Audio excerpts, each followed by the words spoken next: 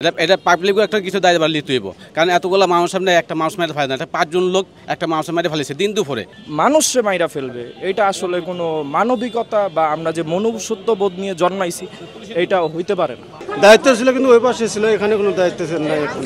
দর্শক, আমার পিছনে এই মুহূর্তে যে ভিড়টি দেখতে পাচ্ছেন, আসলে এই ভিড়টি হলো সেই পাথরটাকে দেখার জন্য, যে পাথরটা দিয়ে আসলে গতকালকে সোশ্যাল মিডিয়ায় যে মর্মান্তিক দৃশ্য, যে একজন মানুষকে মেরে ফেলার পরেও তার বুকের উপরে, বুকের পাঁজরের উপরে একটি পাথর নিক্ষেপ করা হয়, সেই পাথরটি দেখার জন্য আসলে সেই পাথরটি এখন যেন একটি দেখার বস্তুতে পরিণত হয়েছে। সেই পাথরটি দেখার জন্য এখানে অনেক মানুষের ভিড় আসলে দেখতে পাচ্ছি। পাথরটি যদি আপনাদেরকে একটু দেখাতে চাই, এটি হলো সেই পাথর, এটি বেশ ওজন হবে এই পাথরটির। RICL TMX, যুগের পর যুগ স্থাপনা থাকে মজবুত। এবং এই পাথরটি আসলে যখন বুকের পাঁজরের উপর ছুঁড়ে মারা হয়, আপনারা দেখেছেন যে পাঁজরটি একেবারে আসলে চূর্ণবিচূর্ণ হয়ে যায়, এবং সেই পাথরকে দেখার জন্য সকলের আগ্রহ। আমি একটু এখানকার মানুষদের কাছে জানতে চাইবো যে আসলে এই পাথরটি যখন ছুঁড়ে ফেলা হয়, আপনাদের কাছে একটু জানতে চাই ভাই, আপনার কাছে একটু বলেন, এই পাথরটা যখন ছুঁড়ে ফেলা হয় তখন আসলে এখানে অনেক মানুষ ছিল, তারা আসলে কেউ এগিয়ে আসে নাই, কিন্তু এখন এই পাথরটাকে দেখার জন্য আপনাদের এত আগ্রহটা কেন আসলে? উপায় না, আমি আসছিলাম ওই হসপিটালে আসছিলাম মিটফুটে, তারপরে ওই আমার বাড়ি সিলেট, ওই যাওয়ার পথে আমাকে লোক দেখে আবার আসতে দেখার লেগে আসছে। আচ্ছা, ওই ভিডিওটা কি আপনি দেখছেন? ওই ভিডিওটা দেখছেন? মোবাইলে দেখছি, ঠিক আছে। আচ্ছা, ভিডিওটা দেখার পরে আপনার অনুভূতিটা কেমন ছিল? অনেক খারাপ লাগছে, অনেক খারাপ লাগছে, অনেক দুঃখ লাগছে, অনেক খারাপ লাগছে। এই যে এত মানুষ থাকার পরেও, যে যারা হেঁটে যাচ্ছিল আশেপাশে, এই জায়গাটায় অনেক ভিড়, এত মানুষ থাকার পরেও সেই মানুষটা যে এগিয়ে আসলো না, এই ব্যাপারটা নিয়ে কিছু বলেন তো। অনেক কষ্ট লাগছে এই জিনিসটা। আচ্ছা আচ্ছা, ভাই আপনার সাথে একটু কথা বলি, আপনি এখানে স্থানীয়? না ভাই, আমি এখানে স্থানীয় না, আমি দেখতে আসি। পাথরটা দেখতে আসছি? জি জি, পাথরটা দেখতে আসি। আচ্ছা আচ্ছা, দেখার জন্য আসছি, দেখলাম এই পাথরের দৃশ্যগুলা দেখলাম, লোকজনে বলতেছে কথাবার্তা।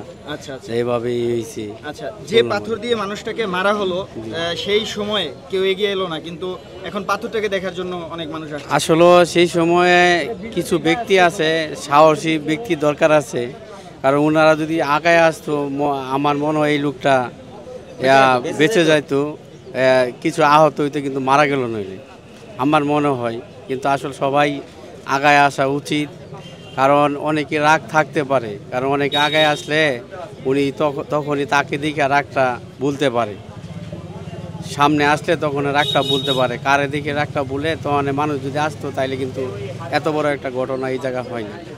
আচ্ছা ভাই, আপনি একটু বলেন তো যে আপনি কি এলাকার স্থানীয়? না না, আমি ওই পাড়ে থাকি, কেন থাকি। আমি এটা ভিডিওতে দেখছি, আর সেটা মর্মান্তিক একটা ঘটনা। এটা পাবলিকও একটা কিছু দায়িত্ব নিতে হইব, কারণ এতগুলো মানুষ সামনে একটা মানুষ মাইরে ফেলে না, এটা 5 জন লোক একটা মানুষ মাইরে ফেলেছে দিন দুপুরে, ঠিক আছে। এমন একটা সময়ের মধ্যে কীভাবে একটা মানুষ মারে, এনে পাবলিকও কোনো দায় এড়াতে পারে না, ঠিক আছে। এটা এক বন্ধ ভিত্তিহীন। আমার কথা হচ্ছে, আমি যে দলীয় করি, আমি কী কারণে মানুষ মারা রাজনীতি করুম, কী কারণে আমার দোষটা আমি নিজে ছাপাইলে হুম, আমি আলো আমি কর্ম হইলেও আমার নেতারা আমি ধরা দেবো যে আপনি এই দোষটা আপনি কী কারণে করছেন, ঠিক আছে। সে ওখানে বিএনপির তারা করতেছে দলের কিছু না, অথচ আমরা টিভির মধ্যে হেডলাইন দেখতেছি সেই বিএনপির লোক, তারা করে দেয়, তারা তার দল তারা বৈশ্য করে দিছে। তো এখন সে অন্যায় করছে, সে তো আরও অনেক করছে, তখন তারা বৈশ্য করে না কেন? আমার কাছে যে অন্যায় শুরুতেই করবো তাকে একটা সতর্ক অবস্থান তারা রাখতে হবে দলের থেকে। তখন একটা কর্মী বা একটা নেতা সে ভালো থাকে। আর আমরা কথা তো সেই নেতা বলি, কিসের নেতা? নেতা তার কোনো যোগ্য আছে? এটা তো বিকেলবেলার ঘটনা। আমরা তো আসলে আমাদের ডিউটি পরিচালক স্যার সে সময় বাইরে যাবে, আমরা কিছু লোক ওখানে ছিল আর কি। তো আমরা এখানে আসলে এখানে আমাদের ডিউটি থাকে না এই জায়গায় সেই সময়। স্যার দায়িত্ব ছিল কিন্তু ওই পাশে ছিল, এখানে কোনো দায়িত্ব নাই এখন। এখানে আমাদের এক শিফটে ডিউটি থাকে, এখানে সকাল 6টার থেকে 2টা পর্যন্ত ডিউটি থাকে। আর ঘটনাটা হলো 6টার দিকে হচ্ছে আর কি। আমাদের ডিউটি ও পাশে, ছাত্রাবাসে ওখানে আমাদের ডিউটি। এই কলেজ হাসপাতাল, এখানে অনেক শিক্ষার্থীরা পড়াশোনা করেন। এই যে ঘটনাটা ঘটলো, আমরা শিক্ষার্থীদের একটা আন্দোলন দেখলাম 5ই আগস্টের আগে, জুলাই মাসে। শিক্ষার্থীদের কোনো ভূমিকা, এই হাসপাতাল মেডিকেল কলেজ স্টুডেন্টদের কোনো ভূমিকা দেখা যায় না এই ঘটনার সময় বা পরিপ্রেক্ষিতে। ব্যাপারটা কি একটু বলবেন? আসলে ব্যাপারটা আসলে আমাদের শিক্ষার্থীদের জন্য খুবই নেতিবাচক, এটা আমরা ইতিবাচকভাবে দেখছি না। আরেকটা বিষয় হচ্ছে, যিনি মারা গেছেন এনার কাছে হয়তো আমরা বিভিন্ন ভিডিও তো দেখছি যে চাঁদা চাওয়ার জন্য যে বিষয়টা, এটা আসলে আমাদের সবার জন্যই দুঃখজনক। পাশাপাশি হচ্ছে চাঁদার জন্য যে এরকম এত বড় একটা পাথর দিয়ে মানুষে মাইরা ফেলবে, এটা আসলে কোনো মানবিকতা বা আমরা যে মনুষ্যত্ব বোধ নিয়ে জন্মাইছি এইটা হইতে পারে না। তাছাড়া দেখেন, ওনারা কিন্তু শরীরে কোনো কাপড় ছিল না, ওনারা আগে মারধর করছে, তারপর পাথর দিয়ে অ্যাটাক করছে রাস্তায়, এই না মানুষের সামনে। তারা এটা একটা সন্ত্রাস বা জঙ্গিবাদের মতো একটা বিষয়কে এখানে দাঁড় করানো হয়েছে। কেন দাঁড় করাইলো, কিসের পরিপ্রেক্ষিতে দাঁড় করাইলো? যাতে মানুষরা বুঝে ওনারা এখন দাপটে আছে, মানুষরা যাতে ভয়ভীতি পায় এবং ওনাদের দেখা যায় মারা গেছে, যে আপনাদের অবস্থাও পরবর্তীতে এরকম হইতে পারে। ঠিক আছে, আপনাদের এই বিষয়টা দেখা দরকার।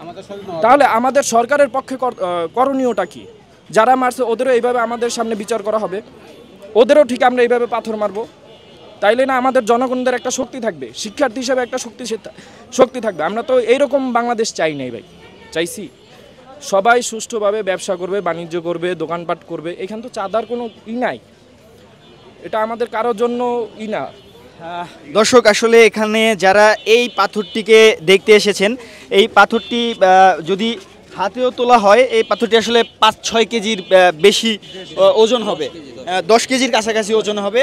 সেই 10 কেজি ওজনের একটি পাথর একজন মানুষের বুকের উপরে যখন সজোরে ছুঁড়ে ফেলা হয়েছিল, তার বুকের পাঁজর একবারে দেবে গিয়েছিল। যে মর্মান্তিক দৃশ্য আসলে আপনারা সোশ্যাল মিডিয়ায় দেখেছেন। বর্তমানে এই পাথরকে দেখতে আসলে এখানে যে পরিমাণ মানুষের ভিড় হয়েছে এই পাথরটিকে দেখার জন্য, এর অর্ধেক মানুষও যদি সেদিন সেই লোকটিকে বাঁচানোর জন্য এগিয়ে আসতো, তাহলে হয়তো তাকে এভাবে মর্মান্তিকভাবে হয়তো মরতে হতো না। আসলে প্রতিটা ঘটনাই আমাদের নানা শিক্ষা দেয়। আমরা বিশ্বজিতের হত্যাকাণ্ড দেখেছি, আমরা জুলাই আগস্ট মাসে হাজার হাজার মানুষের নিরীহ ছাত্র জনতার মৃত্যু দেখেছি।